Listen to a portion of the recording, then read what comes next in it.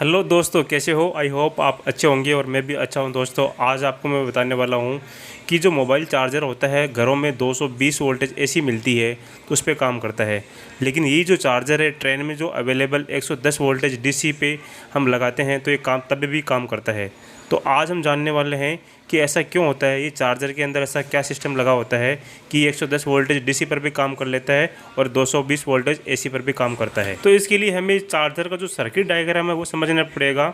इसके अंदर क्या क्या कंपोनेंट लगे होते हैं और इसका जो सर्किट डायग्राम है वो किस तरीके से काम करता है। तो इसकी थोड़ा सा वीडियो ये इलेक्ट्रॉनिक्स वाला होने वाला है, तो वीडियो के अंत तक बने रहना। तो जो आजकल के मॉडर्न चार्जर आते हैं इसके अंदर सबसे पहले रेक्टिफायर लगा हुआ रहता है। रेक्टिफायर के अंदर एक यहाँ पे देख लीजिए डायोड लगा हुआ है और यहाँ पे एक कंडेंसर लगा हुआ है। तो जो डायोड है ये एसी को डीसी में कन्वर्ट कर देता है। उसके बाद में ये जो करंट है ये ट्रांजिस्टर और ऑसिलेटर का जो पूरा सिस्टम है उसके अंदर जाता है और ऑसिलेटर और ट्रांजिस्टर का काम होता है कि डीसी करंट को एसी में कन्वर्ट करके और लो फ्रिक्वेंसी को हाई फ्रिक्वेंसी में कन्वर्ट करता है। और आपको पता है कि लो फ्रिक्वेंसी को हाई फ्रिक्वेंसी एसी में क्यों कन्वर्ट करा?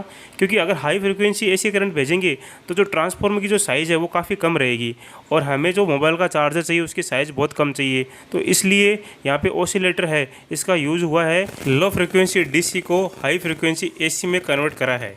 अब ये ट्रांसफार्मर है ये वोल्टेज को स्टेप डाउन कर देगा और उसके बाद में फिर से ये यहाँ पे रेक्टिफायर लगा हुआ है। तो फिर ये जो रेक्टिफायर है ये लो वोल्टेज एसी को लो वोल्टेज डीसी में कन्वर्ट कर देगा। ठीक है दोस्तों, तो अब आप ध्यान से समझना, जो रेक्टिफायर 1 है इसके अंदर डायोड लगा हुआ है। तो डायोड का काम होता है एसी को डीसी में कन्वर्ट करना। तो जब हम इस चार्जर को एसी वाले प्लग में लगाएंगे तो ये एसी को डीसी में कन्वर्ट कर देगा और इसी चार्जर को हम ट्रेन वाले सॉकेट में लगाएंगे तो वहाँ पे क्या रहेगा, वहाँ पे इसको 110 वोल्टेज डीसी मिलेगी। तो जब डीसी पहले से मिलेगी तब तो कोई दिक्कत ही नहीं है और जब एसी मिलेगी तब डायोड है ये एसी को डीसी में कन्वर्ट कर देगा। तो इस तरीके से ये जो चार्जर है ये एसी में भी काम कर सकता है और डीसी में भी काम कर सकता है। तो इस तरीके से आजकल की जो चार्जर है उसमें स्टार्टिंग में ही रेक्टिफायर लगा रहता है जो एसी को डीसी में कन्वर्ट कर देता है। लेकिन आपको लगा होगा कि जो चार्जर के अंदर स्टार्टिंग में ही ट्रांसफार्मर लगा हुआ रहता है, ऐसा नहीं है दोस्तों। ट्रांसफार्मर तो सिर्फ एसी में ही काम करता है। अगर किसी चार्जर के स्टार्टिंग में ही ट्रांसफार्मर लगा देंगे तो आपको पता है कि जो ट्रांसफार्मर है सिर्फ एसी में काम करता है।